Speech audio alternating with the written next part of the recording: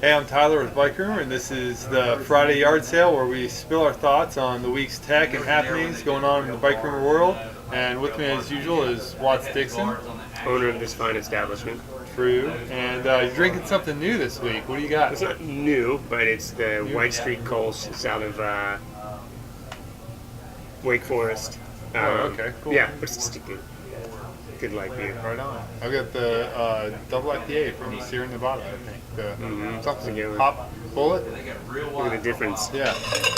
Let's see. It's I'm more hydrated than you. something. I don't know.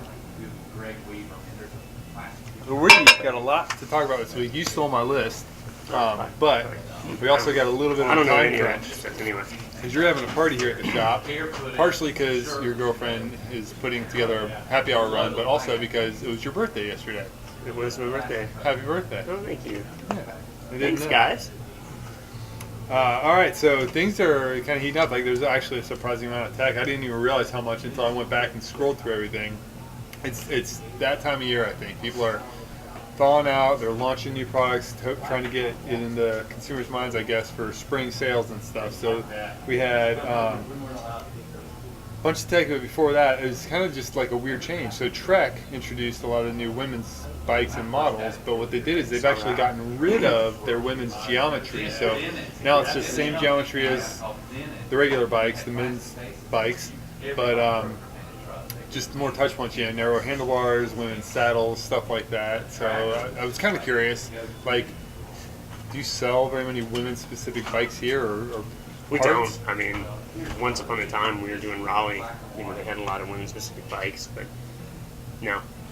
Everything's sort of standard. I mean, colors change, but yeah, didn't Specialized do something like that recently too? Or changed? I don't remember, to be honest.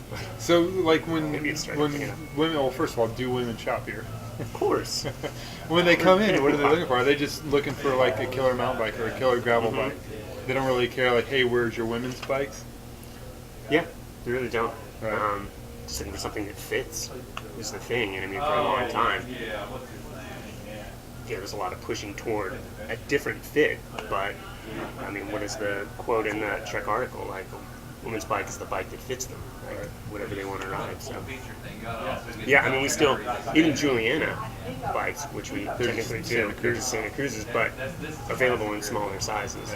In different colors. In different colors, too, yeah. So, cool, right on. Cool story, Watts. Yeah. One thing that was super cool, so if you guys have followed Foe's racing at all for a while, like, I'm not sure that we actually covered it, but a few years back he was making movie carts, like carts to put like movie supplies on for film crews and stuff, and the brand was called Innovative, and now he's building lift kits for the van, the Ford van, the Ford Sprinter style. I'm totally spacing on the name of it, but if you want to lift your Ford cargo van, that's it, which got me thinking, like, you should upgrade to a Sprinter. Something. Yeah, I think about that. I mean, upgrade the I VW. love my VW though, and it's just the exact right size for what I do. Right. Where I can park in a city and sleep, ninja sleep. Just I can parallel park downtown and stuff like that. It is easy, Good size for for sure. me, It's yeah. probably half the length of if you got the full size Sprinter too. But eventually, when I'm living out of my van, I'd like to have a Sprinter that I can actually bring the bikes Something a little bit. inside. Yeah. You can't really do that in the VW without. You don't even have a hitch on yours. You're still using like a strap-on, Strap-on. Bones, Ceres Bones or something, right? Something like that. Buttons already, they don't even make anymore. Right. The thing about that rack is I can carry the tandem on the back of that. It looks a little wonky. You just take the wheels off and it's almost exactly the same width as the van. So, well, I can't do that on a hitch rack that I can really think of. That's true. Because they're all wheel mount. They are. The Cool good story, ones. Watts. Right on. All right. So, tech. Stands finally came out with some more carbon wheels, carbon mountain bike wheels. The Crest and the Arch are now available in carbon, or at least will be soon.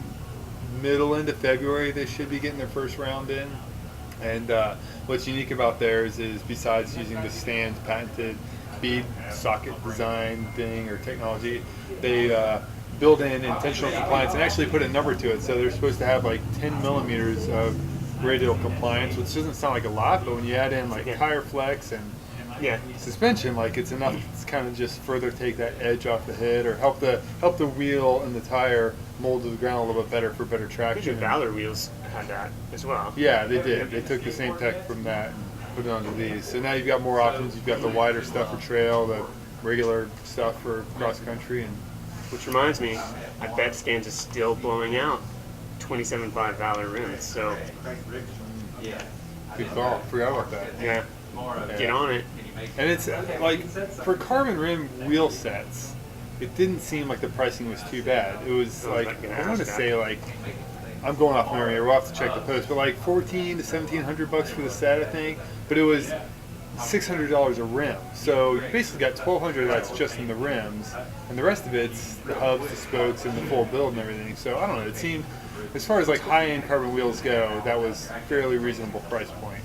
And we come with a good warranty too. It's like a 5-year warranty or something if you fill in your registration card and do that stuff.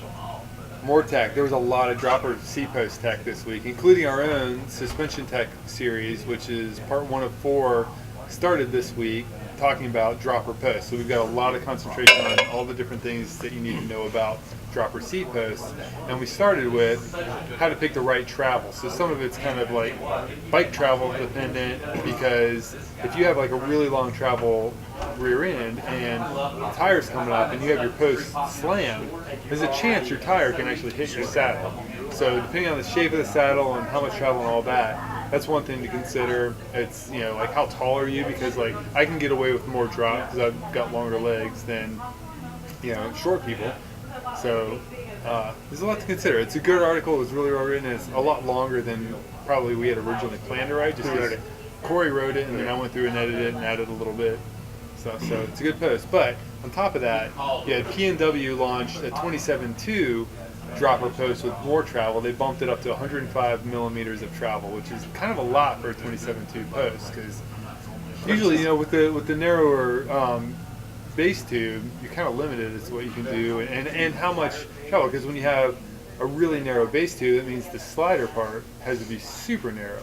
Right. Which, you know, when you start getting this narrow little tube sticking way up and the weight of your body falling on it, like it's put a lot of pressure on that. So typically you don't see that much travel in a really narrow seat tube. And on the other end of the spectrum, you had Bike Yoke came out with their full-on dedicated 34.9. So there's not a ton of bikes running 34.9 seat posts yet. I think Kona might have one. You're a Kona dealer. Mm-hmm. But it's a big bike though. what most brands have done that are making 34.9 seat posts, which is not a lot. KS has one, and off the top of my head I don't know who else, is they would take the 31.6 or 30.9 internals and shaft and just make a bigger base tube for it. I said shaft. You said strap on earlier. Yeah, I did. And so what they were doing there was they were basically wasting the extra width that they had and using it with a still pretty narrow stanchion. So what Bike Yoke did was they made everything specific to that. So you've got this massive, like, I think it's like a 27 or 28 millimeter stanchion in a full-on almost 35 millimeter base tube. So it ends up being almost as light and probably a whole lot stiffer and stronger. That was like, What are you laughing about? I was laughing because that was I almost a said little girth, like me too. being in class and just I could feel my eyes glazing over. Just Do you use a dropper on any of your bikes? no, I mean I ride the bikes with droppers in the shop, but no, I don't. Have you seen my bike? I It has have. a- I was going to say, it like, has all a of your rigid bikes seat are mast. hardtails. Like you can't, yeah.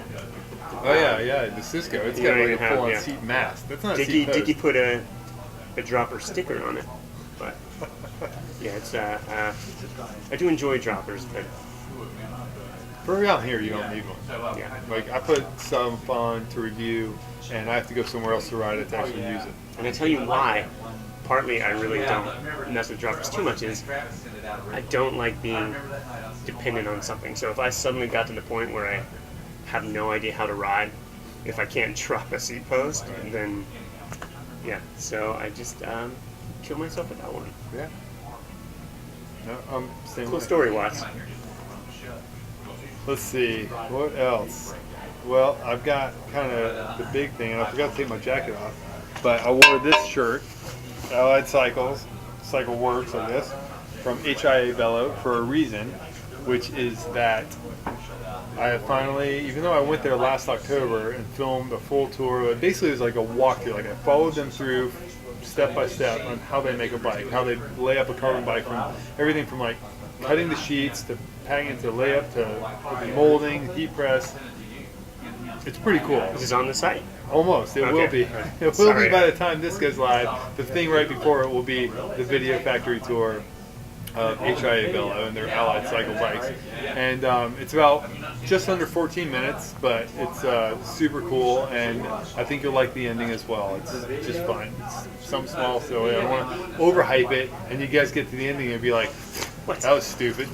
But it is cool. It's pretty neat to see how they do, and they were totally open. Like we could film whatever we wanted, which is really rare and almost never happens for bike brands to open up and let us just film whatever we want. We could ask them anything we want. And so one of my You can first ask me questions. anything you want. No, sorry, go on. Yeah. Can I photo anything in here? Sure. Sure. Yeah. Cool. But yeah, that's always one of my first questions is like, is there anything you don't want me to take pictures of, or just let me know? And they're like, whatever you want, go for it. So if you want to see all access pass to HIA Velo and how they produce their bikes, go check it out. That's the big one. It's one of those things where, like I said, like I was there in October, or maybe it was November, whatever. It's been months is the point. And it's one of those things, it's like you shoot all this video and you think, now I've got this huge project. I keep putting it off and putting it off. And there's stuff I've put off for over a year before. Just because in your head you build it up to this monster project. And literally it took me like 3 hours today. Like, it's not bad at all. Yeah, I know. And yeah, it's crazy, right? So like, it was the same with there's one of the, I'm not going to name the brand, that the same thing. Like it had been almost exactly a year that I did a factory tour in Taichung, and I put it all together and I sent it to them and said, hey, look this over, make sure I got it right, the flow of the process and everything. And they're like, that looks great, but please don't post it. Because our factory wasn't clean enough for it. I'm like, Oh, wow. so I waited a year of this like agonizing over having to do this, and literally it took me not even 2 hours to put it together when I sat down and did it. I'm like, oh, that wasn't so bad. I should start doing this. Like, just do it. And, So that- yeah. That does remind me, actually, I would not want you to film it here. I want to clean it up beforehand. Right? Tidy up a bit. Yeah. All right. So, and I too am actually. I wore this shirt intentionally. This is a T-shirt from a band No Means No from Vancouver. Amazing band. They're retired now, but anyway. Cool story, Watts. Yeah. Good story. God, who was that talking about punk rock? Is that you guys? There was somebody that was talking about punk rock this week, and almost joking. Probably us. Maybe. I don't know. I have no story. That's not even the cool story because it was not a story. All right. That was it. What else do you want to talk about this week? Because I got a little bit of beer left. I got one thing I want to finish with. I don't know. Let's see the cake. Since Christy's there. Christy, let's see the birthday cake. The candles. How old did you turn? I turned 42. All right. A year behind. 2 years behind. Almost 2 years behind me. Oh wow. Oh, Well. it's a partially eaten cake. Oh yeah, we ate some cake last night. Right on. And you're having a bunch of people come in the shop later to do a little run because you used to run a lot. That was what I used to do. Yeah. I was Cameron. super into my. Oh man, I thought she was just digging in. Oh, that'll come later. As soon as we hit cut. Just putting on a happy hour run. Just something that happens on Fridays. Brings people in. Every drink Friday? beer. No, just I was gonna say. certain ones. Yeah. But you used to run a lot. So how did you go from running to cycling?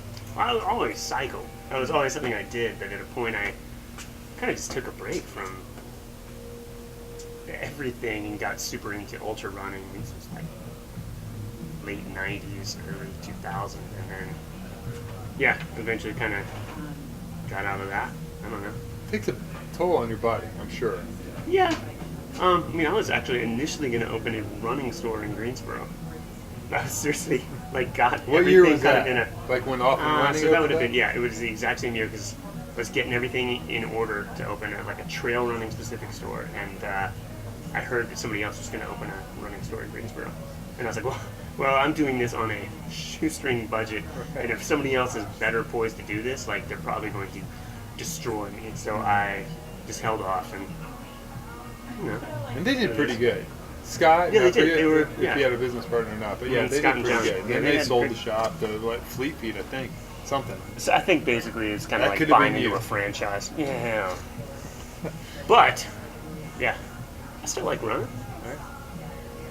I like it oddly enough a little bit, but like fast sprint stuff, I can't. Long distance, well, See, that's all I can do is long distance running.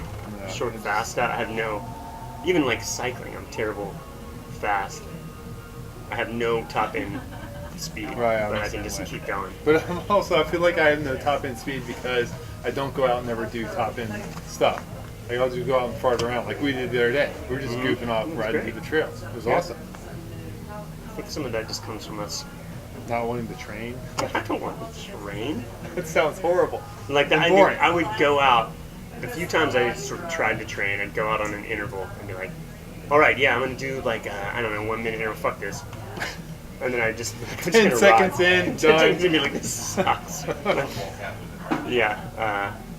But it's the same with like ultra run. I was never I was a good ultra run, but wasn't a great one because I just didn't train. I kept hoping I'd be naturally talented. I wasn't that naturally talented. Nah. Just that I like this. Well, showing up is half the battle Okay. because I feel like Oh yeah.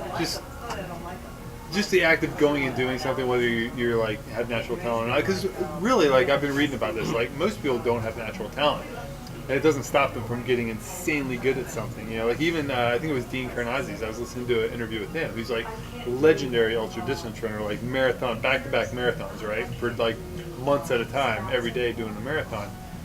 He's like, I just get out and run. Like I was not born with any genetic special. I don't know goodness. about that. No, he Yeah. he kind of is. Yeah. But he also goes out and does that run like every day, right? Like does. he's the one putting in the miles, and so everybody else thinks, oh well, I don't have I'm just not cut out for that, so I don't do it. Well, if you went and did it, you find that you would probably come to within like 15% of somebody who had the genetic potential, right? Right. Like, And and he's- if you're that close to somebody who's like world class, you're going to be better than 99% of the human population.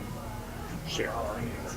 It's funny, just like because a lot of that was the tail end of my foray into ultra running. Actually, in Greensboro, we had an event where we had Dean Karnazes come and he ran. He was doing like 50 marathons, He was 50 just states, running through. and I was the race promoter for the Greensboro one. So so I like led Dean around the trails here, and Cool. he's kind of cool. It's work, but a lot of runners have a lot of opinions about Dean. He was a very good salesperson for Dean. Yeah. Well, people have a lot of opinions about a lot of things. Well, I didn't mean that. I just meant like with regards to like results and anything like that. There. Yeah. What am I saying? It doesn't matter. Are y'all even listening anymore? I'm not. All right. So Well, what were you? I had one What did thing you I want to wanted finish on. So it's pretty simple. So Facebook has kind of been like changing their algorithms, and there's Wait, a have lot they more- actually? They have. And what's weird is, so like I can look at Bikerumor traffic, right? Like I can look back on the entire almost All right. 10 years that Bikerumor's been around. What? You're talking about they've been changing it over time. It's Oh, not they like a very constantly recent change it. Yeah. But there has been a recent change. So I think maybe it's part of it's backlash in regards to how much fake news they promoted, and now we're in the situation that we're in. Right. And so what people want to see, what they think people want to see is more of what their like real true friends and family are doing, and not this bullshit that's out and about, right?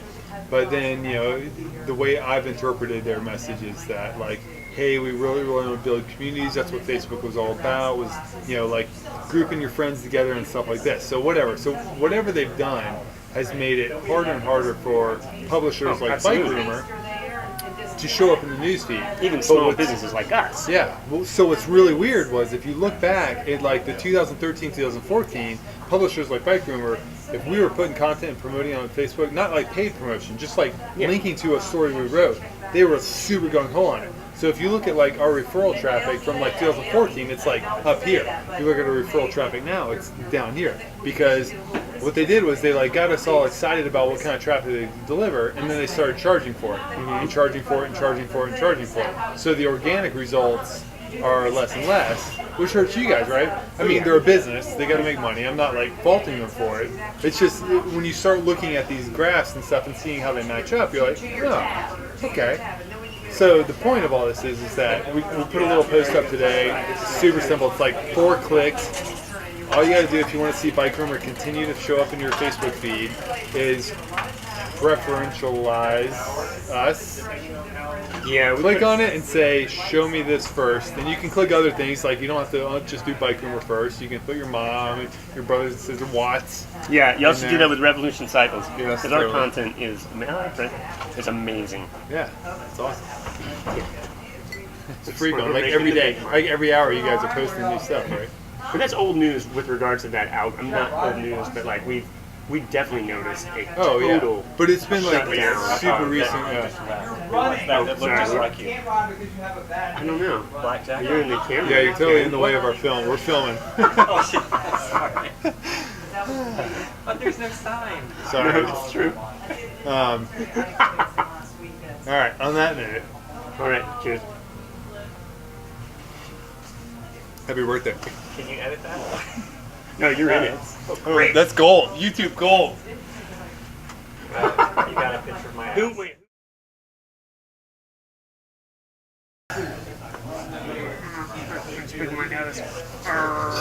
Get it? It's recording. B-roll. Yeah.